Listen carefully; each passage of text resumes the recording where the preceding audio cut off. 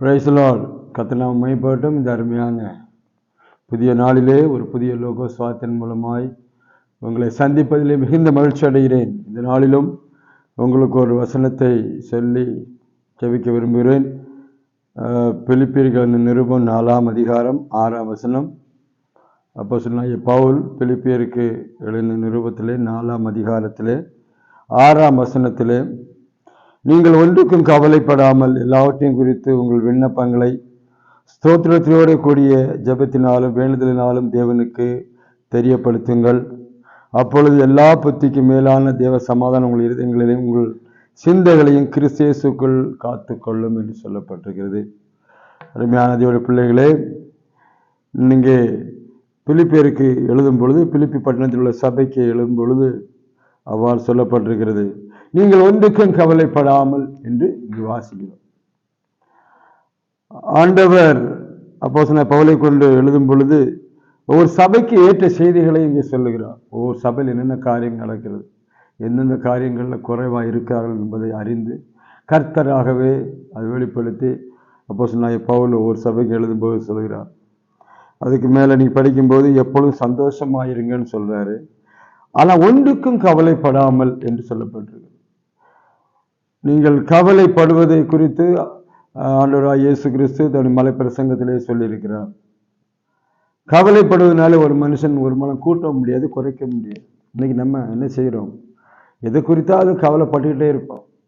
காலையில் எழும்புனா நைட்டு வரையிலும் ஏதாவது ஒரு பிரச்சனைகளை நினைத்து கவலைப்பட்டு துக்கப்பட்டு வேதனைப்பட்டு வருத்தப்பட்டு இப்படி வாழ்க்கையை ஓட்டி கொண்டே இருப்போம் ஒவ்வொரு நாளும்.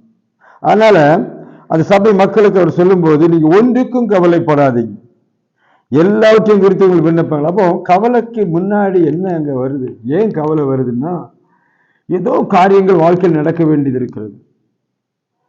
பாருங்க, ஒரு இடத்துல வேலைக்கு போறாங்க, முன்ன ஒரு அப்ளிகேஷன் போடுறாங்க, ஐயோ வேலை கிடைக்குமோ கிடைக்காதோ, சம்பளம் கூட்டி கொடுப்பாங்களோ கொடுக்க மாட்டாங்களோ, இந்த காரியம் நடக்குமோ நடக்காதோ, ஆஸ்பத்திரி போறது என்ன நோயா இருக்குமோ தெரியல, தலைவலி வந்துன்னா உன்னை தலையில் ஏதாவது பிரச்சனை நினச்சிக்குவாங்க. பாருங்க, என்னெல்லாமோ வயிற்றுல நோய் இருந்தால் வயிற்றுல ஏதாவது பிரச்சனை, ஏதாவது பெரிய நோய் வந்துடுச்சுன்னு நினச்சி அவர்கள் கவலை கொள்ளுகிறதை பார்க்கிறோம். எல்லா ஜனங்களும் அப்படித்தானா இந்த பிலிப்பியருக்கு எழுதும்போது, அருமையான விசுவாசிகளே, நீங்கள் ஒன்றுக்கும் கவலைப்படாதீர்கள் என்று சொல்லப்பட்டிருக்கிறது. அப்போ கவலைக்கு வரப்படுறதுக்கு காரணம் என்ன என்று சொல்லப்படும் போது கீழே சொல்லப்பட்டிருக்குது, உங்கள் விண்ணப்பங்களை ஸ்தோத்திரத்திற்குரிய ஜெபத்தினாலும் வேண்டுதலினாலும் தேவனுக்கு தெரியப்படுது. இந்த கவலை வர்றதுக்கு என்ன ரீசன் என்பதை அறிந்து அந்த ரீசன் என்ன செய்யணுமா, கர்த்தருக்கு சொல்லணும், அவருக்கு தெரியப்படுத்துங்க. இந்த பிரச்சனை இப்படி இருக்குன்னு சொல்லிட்டு என்ன செய்யணும், நம்ம கவலைப்படாமல் இருப்பதை குறித்து சொல்லப்படும். இந்த கவலை என்பது சந்தோஷத்துக்கு ஆப்போசிட். சந்தோஷத்தை கெடுக்கிற ஒரு காரியம் தான் கவலை. இந்த கவலை ஜாஸ்தியாக வந்துச்சுன்னா அவங்க சந்தோஷமாக இருக்கவே முடியாது.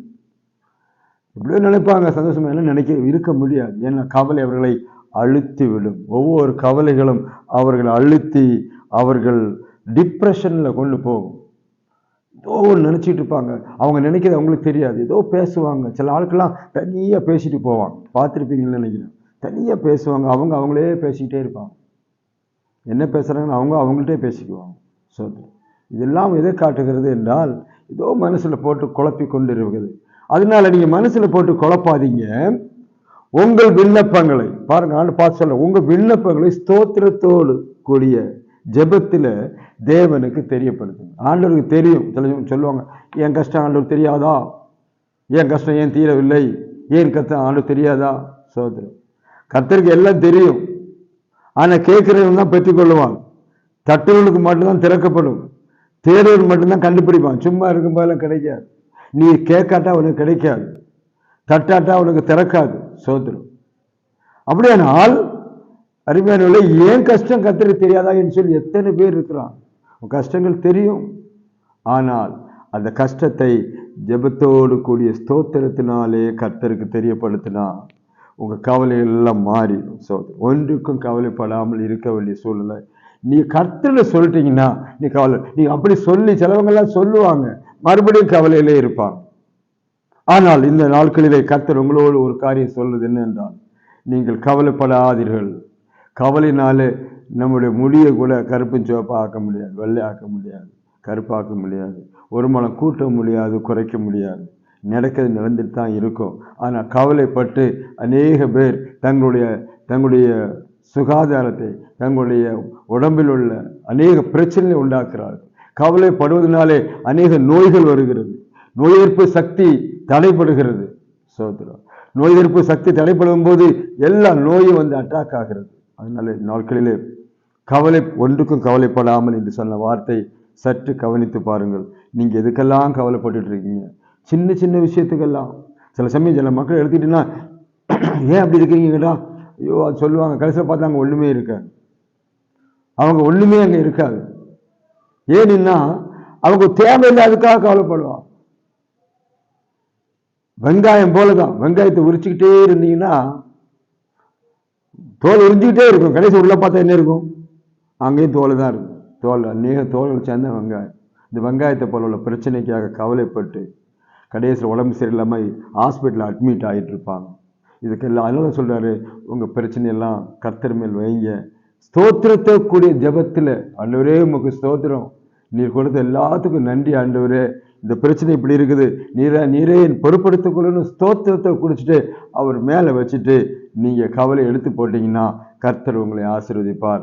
பாருங்க, அந்த கவலை உங்க வீட்டு போயிடுச்சுன்னா நீங்க எப்பொழுதும் ஆரோக்கியமாய், ஆசீர்வாதமாய், சமாதானமாய் ஆண்டவருக்கு முன்பாக, ஜனங்களுக்கு முன்பாக இருப்பீர்கள். அதற்காக அதை அவர் சொல்லும்போது ஒன்றுக்கும் கவலைப்படாமல் என்று சொல்லப்படுறது. உங்கள் விண்ணப்பங்களை சொல்லுங்க, ஜெபத்துல சொல்லுங்க, வேண்டுதல்ல தேவனுக்கு தெரியப்படுத்துங்க, சொல்லிடுங்க.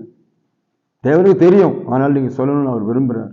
ஒரு நாட்களில் அப்படி செய்தால் கர்த்தர் உங்களையும் குடும்பத்தையும் ஆசீர்வதிப்பாராக. தேவனுடைய கிருபை உங்களை தாங்குவதாக நான் உங்களுக்கு ஆட்சேபிக்கிறேன். பிதாவே உமக்கு நன்றி, இயேசுவின் நாமத்தினாலே. ஆண்டவரே, கவலை எல்லாவற்றையும் உண்மையில் வைத்து விட உதவி செய்யுங்கப்பா. இன்றைக்கு கவலையினால் அநேக குடும்பங்கள் வேதனையோடு இருக்குது. அநேக குடும்பங்கள் ஆசீர்வாதத்தை இழந்திருக்கிறது. அநேக குடும்பங்கள் தற்கொலைக்கு நேராய் போய் கொண்டிருக்கிறது. எல்லா கவலைகளையும் கர்த்தர் மாற்றும்படி செபிக்கிறேன். இயேசுவின் நாமத்தினாலே எல்லா மக்களையும் ஆசீர்வதித்து ஒப்பு கொடுத்து செபிக்கிறேன். கர்த்தர் பாதுகாத்துக் கொள்ளும். இயேசு நாம் ஜெபிக்கிறோம் பிதாவே, ஆமென். மறுபடியும் ஒரு லோக சுவாத்தியம் சந்தைக்கு வரையிலும் கர்த்தர் உங்களை எல்லாரையும் கர்த்தர் ஆசீர்வதிப்பாராக. ஆமென்.